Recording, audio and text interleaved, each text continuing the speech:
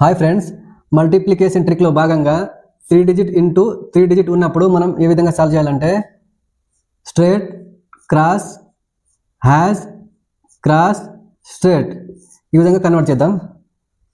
572 834. So 2 4 जा 8. Next cross 7 4 जा 28.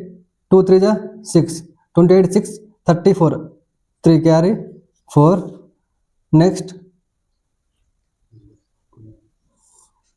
5 4 जा 20. 2 8 जा 16. 7 3 जा 21. So 7 5 57. 57 plus 3 60. Next cross 5 3 जा 15.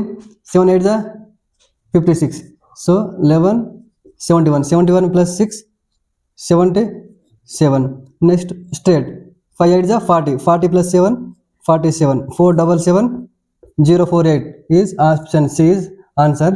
సో ఈ క్వశ్చన్ యొక్క ఆన్సర్ని కామెంట్ బాక్స్లో తెలియజేయండి.